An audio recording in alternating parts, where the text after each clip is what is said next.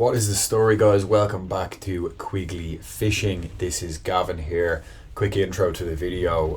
The following footage is from a trip I took with my brother Adam down to Wexford. We have a house down there just towards the end of April. Got a little bit of nice weather. We were both had a little bit of time off, so we just took a few days to try and get some fishing done. Got some deadly days in. Got a good few fish. The standard catch in Ireland, nothing special. But I'll roll on the clips and you can check it out.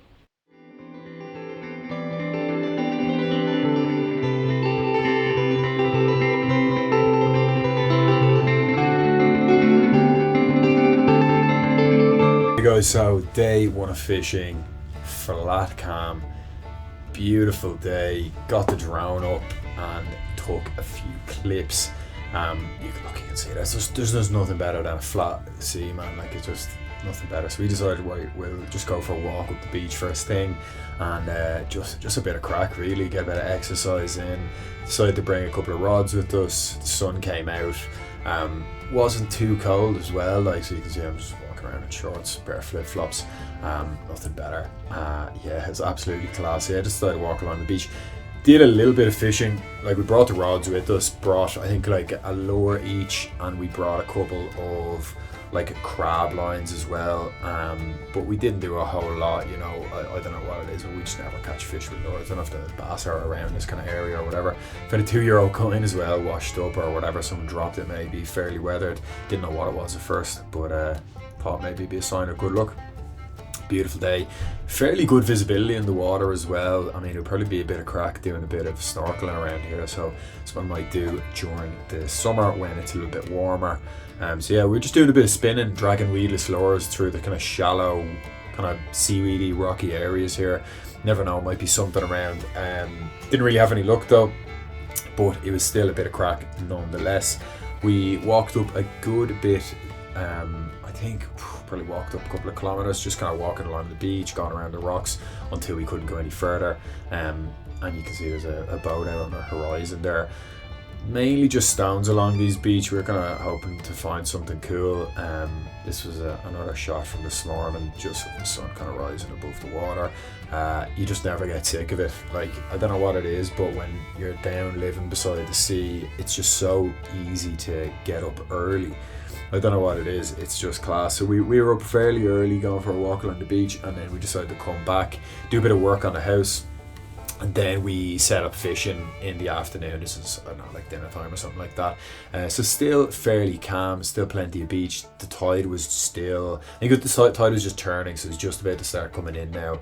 And yeah, so we decided to get a few casts there. We gone and got bait. We just got like, I think like mackerel, we got like peeler crab, we got ragworm, and we got sand eel as well.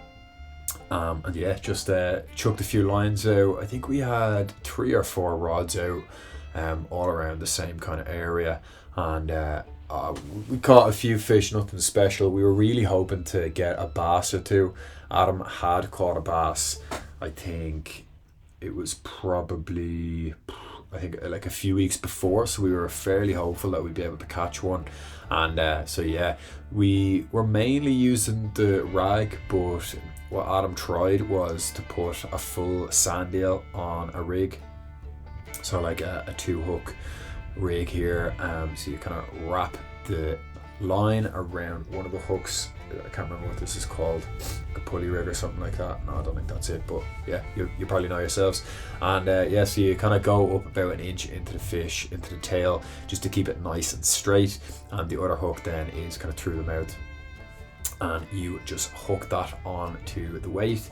This is Adam was using, what do you call them, like the kind of spiky weights or whatever. They're gonna kill me for that, but yeah, Adam used that, but it's basically just a way to keep the line in place. You're not really gonna need it unless it's fairly windy or it's fairly rough, and it kind of just holds everything in place. So if you catch a big fish, you're gonna know about it, but other than that, you probably won't really notice anything pulling on the line, because it's a grip weight, so that's what it's called, and it just kind of holds everything in place. So Adam chucked this out.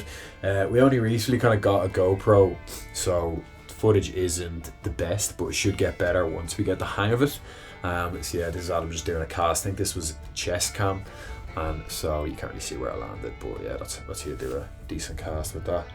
And so yeah, first fish of the day was a whiting, and it kind of just came in and around sunset, so a decent size, about 8 inches or something like that.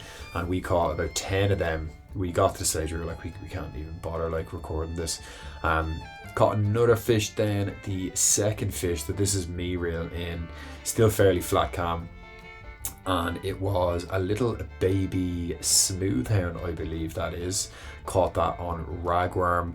Feisty little things, and they go fairly big. I mean, I've caught ones of those off the beach that were like about a meter long, so I don't know if they like spawn in early or in real close, but they're a bit of crack to catch. You definitely feel them when they're biting. So this is me reeling in again then, and I believe this was it's probably like the 15th fish of the night, but we just didn't bother recording all the whiting. There were so many of them. This is a little baby flatfish. I believe it's a sand dab. I can't remember how you tell, but it's not a place because it doesn't have red spots. And yeah, it's either a flounder or a dab or something like that. So we got him out. Lucky enough, he hadn't swallowed the hook. Sometimes flatfish will just engulf the whole hook. They just suck it in, and so they can be difficult to get them out. We didn't have a forceps or anything with us, but he was grand, so I just chucked him back. Good catching those as well, because I hadn't caught one of those in ages. So we stayed until about kind of 10 o'clock, caught a good few more whiting, and then left it. This is day 2 then. Again, got the drone up for the sunrise. Absolutely beautiful.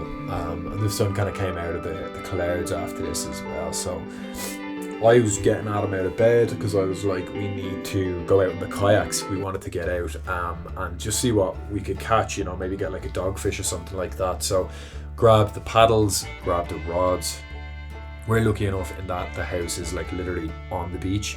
As you can see, like we just kind of jumped over the wall and a little kind of the hill here and just walked straight up to the beach. So brought the paddles down, tried to get out as quickly as we could because the wind was starting to pick up, and so it did get pretty choppy when we were out there. So we've two just small little kind of stable kayaks. They're not fishing kayaks or anything like that, but they do the job. So this is us bringing them down. I was wearing a life jacket, wore those boots, they got absolutely soaked as well, but it was worth it. Yeah, we got out there, probably stayed out there for about an hour. This was just us launching. It was okay, it was easy enough to launch, but sometimes when you're coming back in you can get absolutely soaked, so you kind of want to prepare yourself. You want to wear clothes that you don't mind getting absolutely soaked. But yeah, we got out there fairly sharpish, easy enough. The weather wasn't too bad, like the sea wasn't too rough and close. Adam just chucked on a pair of booties there, and you kind of want to just get out as quickly as you can. So I think we just went straight out for about 20 minutes. There's a flag out about, I don't even know, maybe like 500 meters or something out. So we just went straight out to that, tied up to it. But it did get fairly rough, like it was fairly wavy. And yeah, first fish Adam pulled in. You can see he wasn't even using a fishing rod to catch this. He was using one of those crab lines, and he caught a little baby dogfish. So that first dogfish are always a bit of crack, and they always put up quite a bit of a fight. The only thing is they're like an invasive species almost. I'd say per square kilometre you're going to catch about 1,000 of them, or you're going to find about 1,000 of them. So we stalled back in, a bit of work on the house. This is kind of when the sun was setting that night. A little bit rougher, but it was calming down nicely, and we were using mainly rags. So this is the same kind of rig that Adam was using. Again, using ragworm, you're generally going to catch at least a few whiting or something. So yeah, this was still relatively early. And he's got the same kind of 2 hooks on the bait there, and he'll just hook the bottom hook of the rig onto the weight. And usually what happens is when the weight hits the bottom, the hook kind of bounces out, and then you have your bait kind of freely far away from the weight on the bottom. I'm pretty sure that's how that works. So yeah, that's Adam just gonna do a cast. Fairly early still, and we were kind of finding that like you catch nothing for the first little while. Maybe you catch like a flatfish in around kind of 6 or 7, and then you would just start catching whiting once the sun had set. I don't know what it is. They just come in around that time or something. But so I'm doing a cast there. Not the best camera work, but we're working on it. We're only just getting used to videoing with these. Bit of football in between casts, nothing better than just a bit of footy on the beach. A few keepy uppies there. Yeah, it was probably better than me at football, I'll have to admit. But yeah, just chilling. Nothing better, like I say, than just chilling on the beach. Didn't really catch anything. Maybe caught like one whiting or something. There's just so many of them around. And then we decided that, yeah, I think we like cooked up some food or something like that. You'll see now in the next couple of clips. But not too many fish for the first while. Like, caught that, I think, one little sand dab here. Decent size, on rag again, and he wasn't hooked too badly. Probably a little bit bigger. Yeah, we cooked up a little bit of bacon. And that was tasty. Yeah, I think we had like 4 or 5 pieces each. Got dark then. Like, we were catching whiting, but we didn't even bother recording them. Caught a few of them that we kept and used as bait a little bit. And we were able to catch a couple of things. This is Adam reeling in a dogfish pretty late. This is probably about 9 p.m. Decent size. That's the standard average dogfish that you catch. A couple of feet, a couple of pounds. I don't know, maybe like a pound and a half. We don't really weigh the fish that we catch. Feisty as hell though, as you can see. Actually found a dogfish egg, the casing of an egg anyway, washed up along the beach. And that's generally what we were catching, you know, whiting, dogfish. Really hoping to catch a bass, but we weren't lucky enough to catch one this time around. Hopefully next time, that would be ideal. Here's Adam catching another dogfish, pitch black. This must have been about midnight, and we were just catching the dogfish and stuff. But yeah, guys, that's it. That is our first fishing video of the year. Hopefully you enjoyed it. Yeah, do like and subscribe. We should have at least kind of one every couple of weeks over the next while as we get a little bit more fishing done. So yeah, thanks for watching, and we'll see you next one.